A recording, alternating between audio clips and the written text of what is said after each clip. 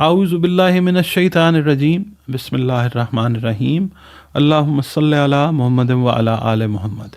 السلام علیکم dear viewers, میں آپ کا اپنا ڈاکٹر محمد علی آپ کے اپنے اس چینل سے آپ سے ڈھیروں دعاؤں کے ساتھ مخاطب ہوں، اور دعائیں میری ہمیشہ آپ لوگوں کے لیے خیر والی ہوا کرتی ہیں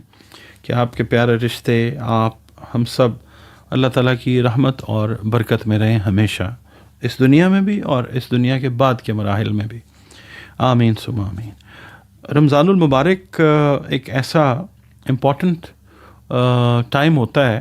پوری کائناتوں کے لیے، اس دنیا کے لیے، کہ جو کلی طور پہ بابرکت ہے، ٹھیک ہے، اور 3 اشرے ہیں، اس کے اندر ہمیں اللہ تعالیٰ نے سیگمنٹائز کر دیا ہے کہ ہمیں کیا کیا کیا ریکوائرڈ ہے اس میں، اور یہ جو بابرکت مہینہ ہے رمضان المبارک کا، اس میں قرآن پاک جو ہے وہ اس کا نزول ہونا شروع ہوا، جو پوری انسانیت کے لیے ہدایت ہے۔ میں آپ کے ساتھ کوشش کرنے لگا ہوں،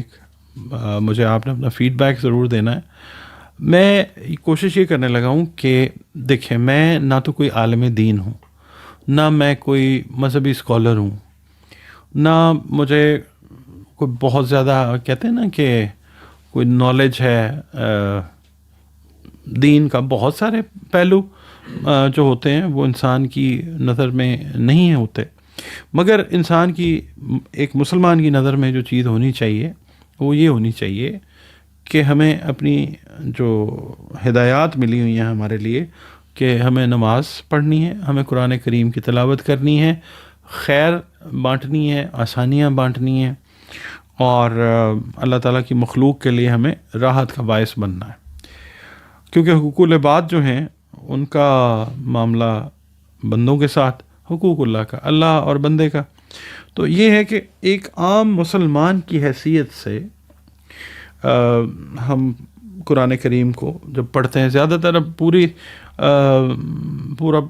پاکستان ہے وہ سب کے سب عالم دین تو نہیں، عام مسلمان ہیں، اقلیتیں بھی ہیں، تو ہم لوگ پڑھ لیتے ہیں قرآن پاک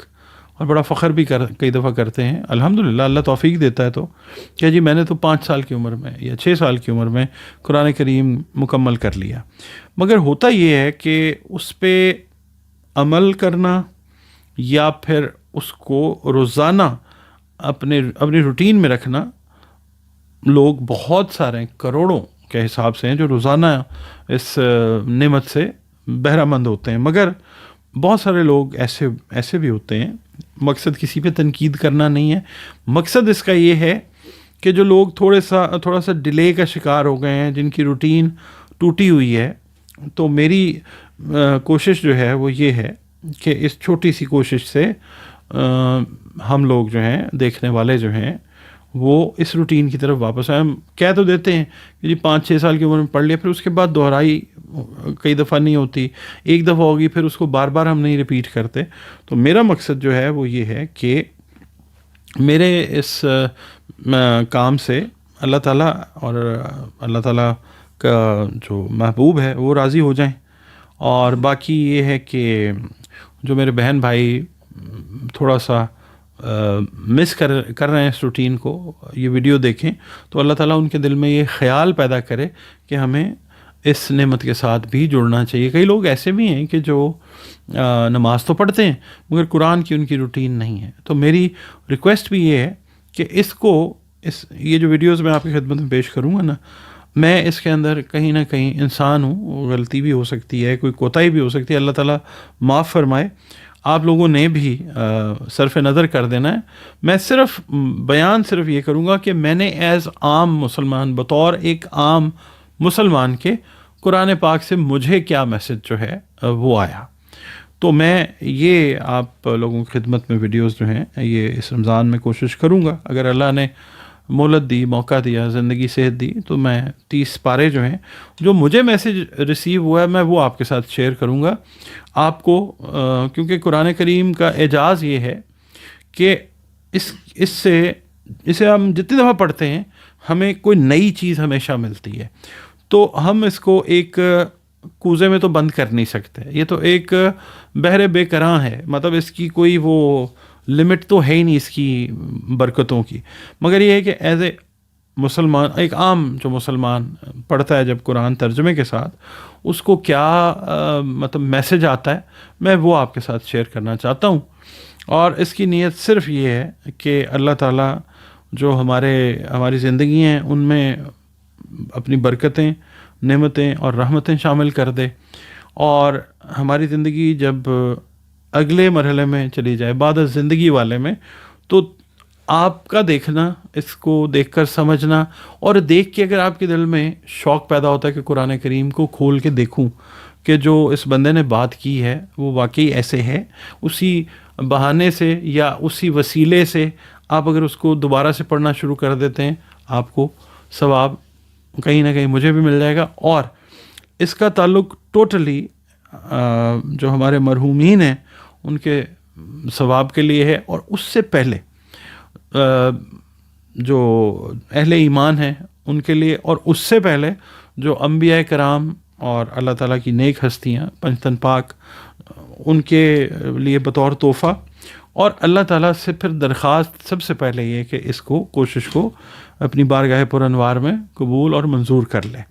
مقصد صرف یہ ہے. اور پھر میں یہ عرض کروں گا کہ جو اب نئے بچے یا بچیاں، جس کو ہم بڑے وہ ماڈرن طریقے سے جین زی یا جین الفا کہتے ہیں، میں چاہتا ہوں آپ ویڈیوز جو ہیں یہ والی اگر آپ کو سمجھ آتی ہیں تو آپ ان کو شیئر کیجیے اپنے بچوں کو، جو ہے وہ بھی بتائیے کہ مطلب it is the lesson what we have attend اور what we have received from the noble Quran. جو ہمیں پیغام ملا، جو ہمیں لیسن ملا، وہ اپنے بچوں بچیوں کے ساتھ بھی شیئر کریں، تاکہ ان کا بھی دین اور دنیا والا معاملہ جو ہے وہ روشن اور پر نور ہو جائے اس کی قرآن کریم کی روشنی سے. تو آپ سے یہی ریکویسٹ ہے کہ دعا کرتے ہیں اللہ تعالیٰ سے کہ اللہ تعالیٰ ہماری اس کوشش کو قبول کرے، اور ہم لوگ جو ہیں وہ ایک ریوائول جو ہے، کیا کہنا چاہیے، اپنی انڈرسٹینڈنگ کا وہ کر سکیں. اعوذ باللہ من الشیطان الرجیم، بسم اللہ الرحمن الرحیم. السلام علیکم ڈیئر ویورز، آپ کا بہت شکریہ. آپ یہ ویڈیوز جو قرآن کریم کے حوالے سے ہم اس رمضان کے بابرکت مہینے میں لے کے چل رہے ہیں، اللہ تعالیٰ نے توفیق دی ہے ہمیں یہ کرنے کی اور آپ کو دیکھنے کی. اور دعا یہ کرتے ہیں اللہ تعالیٰ سے کہ اللہ تعالیٰ ہمیں قرآن کریم کو سمجھ کر عمل کرنے کی توفیق بھی عطا فرمائے. آمین ثم آمین. آج ہم ذکر کریں گے پارہ نمبر 9 جو ہے قال الملا، اس کے بارے میں کہ قال الملا کو جب میں نے تلاوت کیا تو مجھے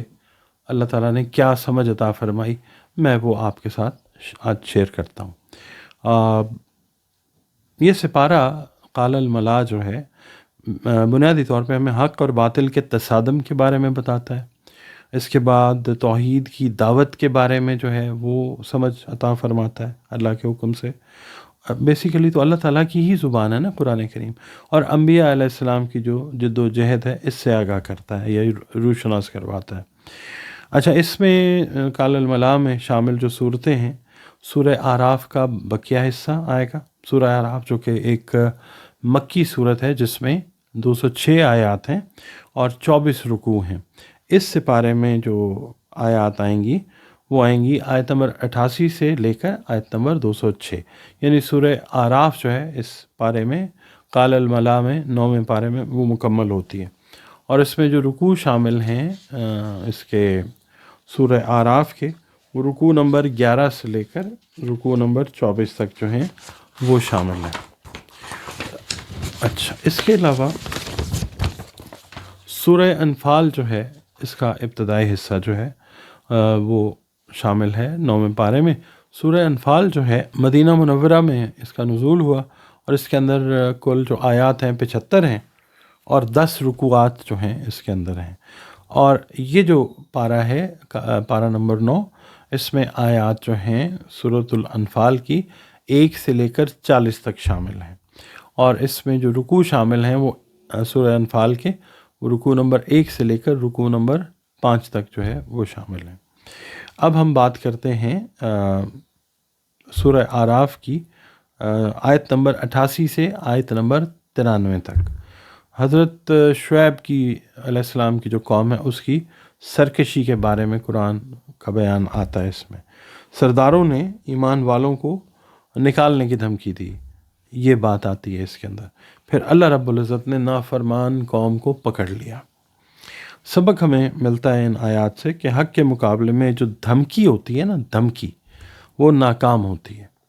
اس کے بعد آیت نمبر 94 سے لے کر آیت نمبر 99 جو ہے وہ آزمائش اور غفلت کے بارے میں اللہ تعالیٰ فرماتا ہے کہ خوشحالی آ جاتی ہے، اس کے بعد اچانک پکڑ کے بارے میں بات ہوتی ہے، اور اللہ کی تدبیر سے بے خوف نہ ہو، اللہ تعالیٰ یہ فرماتا ہے اس کے اندر ان آیات میں۔ پھر آیت نمبر 100 سے آیت نمبر 102 کی جو بات ہوتی ہے قرآن کریم میں، وہ پچھلی قوموں کا جو انجام ہے اس کے بارے میں ہوتی ہے۔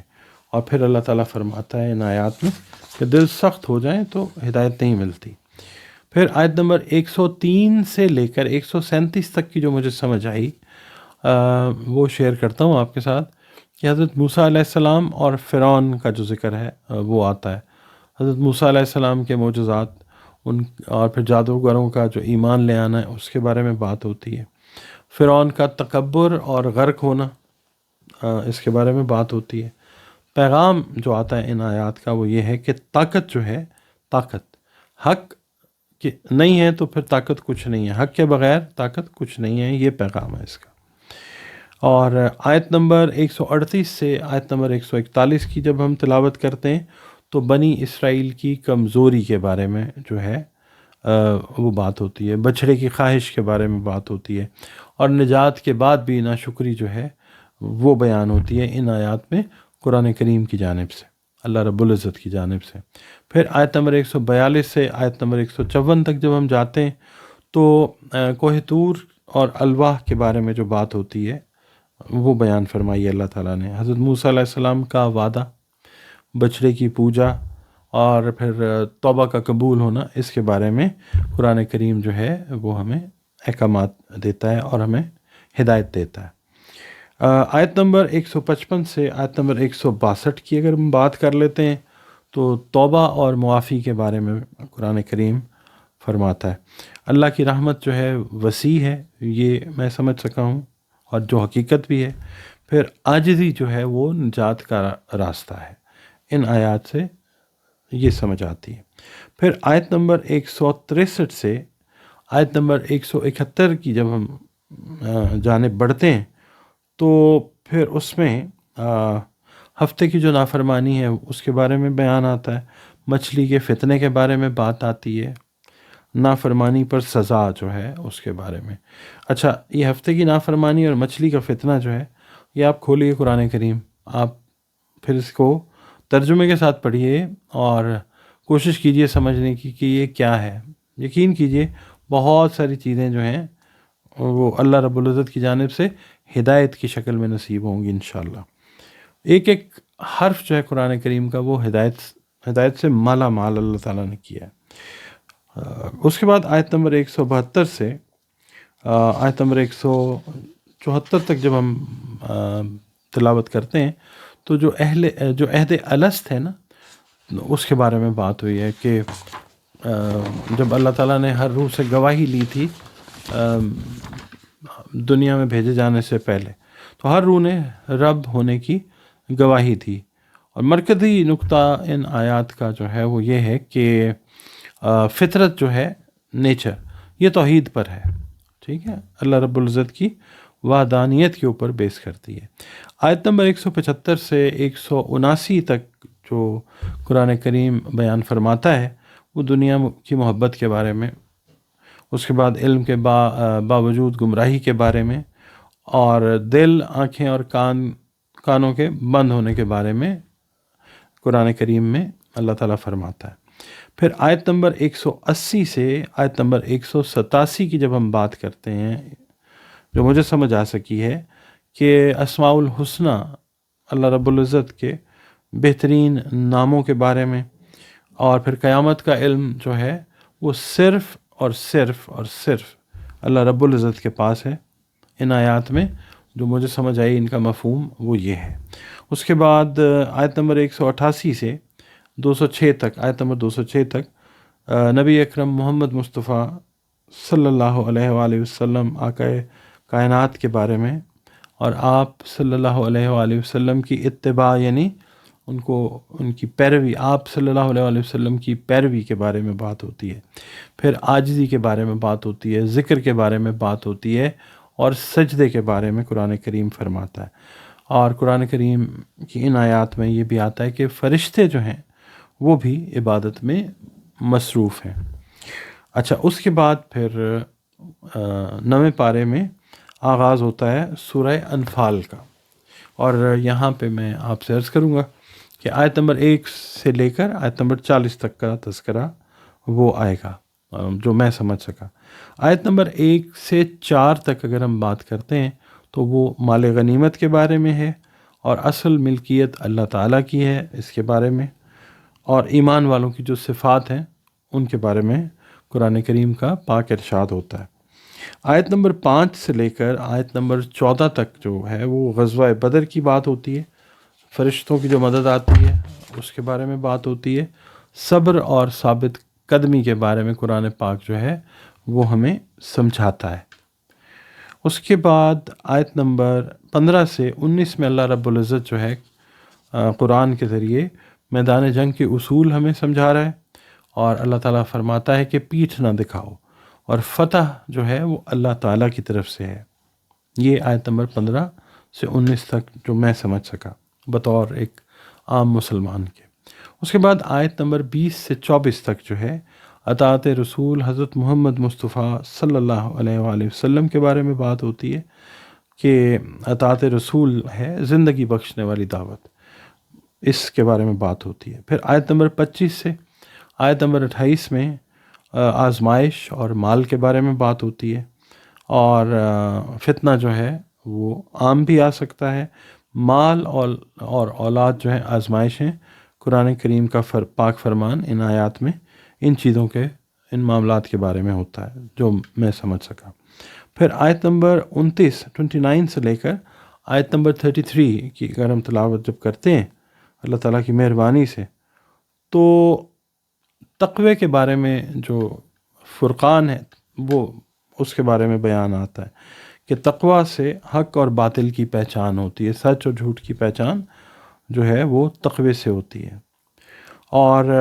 آیت نمبر 34 سے 40 تک جب ہم تلاوت کرتے ہیں اللہ کی مہربانی سے، تو ان آیات میں شرک کے انجام کے بارے میں تذکرہ ہے، مسجد حرام پر حق صرف متقین کا ہے یہ حکم آتا ہے، اور فتنہ ختم ہونے تک جو جد و جہد ہے اس کے بارے میں بیان جو ہے اللہ رب العزت کا حکم کی صورت میں قرآن پاک میں ان آیات میں آتا ہے۔ 9واں پارہ جو ہے، 9واں سپارہ، اس کے جو مرکزی اسباق ہیں وہ یہ ہیں کہ حق کے راستے میں دھمکیاں آتی ہیں، ناشکری جو ہے وہ زوال کا سبب ہے، اس کے بعد توبہ جو ہے اللہ کی رحمت پر ملتی ہے، تقوی جو ہے حق و باطل میں فرق دکھاتا ہے، اور فتح جو ملتی ہے وہ صرف اور صرف اللہ رب العزت کی مدد سے ہے۔ مرکزی پیغام جو ہے پارہ نمبر 9 کا، یہ سپارہ ہمیں سکھاتا ہے کہ ایمان، صبر اور اطاعت یہی کامیابی کے راستے ہیں، چاہے مقابل آپ کے فرعون ہو یا پورا لشکر ہو۔ اور قرآن ہمیں جو تاریخ نہیں، ہدایت سناتا ہے، ہمیں ہدایت دیتا ہے، عطا فرماتا ہے۔ تو آج کا جو ویڈیو ہم نے آپ کی خدمت میں پیش کیا وہ ہم سب کی زندگی کے لیے ہے، ٹھیک؟ تو اللہ تعالیٰ سے دعا کرتے ہوئے اس ویڈیو کو اختتام کی طرف لے جاتے ہیں کہ یا اللہ، یا اللہ، یا اللہ، ہمیں حق پر ثابت قدم رکھ، ہمیں تقوی عطا فرما، اور قرآن کریم کو ہمارے دلوں کی روشنی بنا۔ آمین ثم آمین۔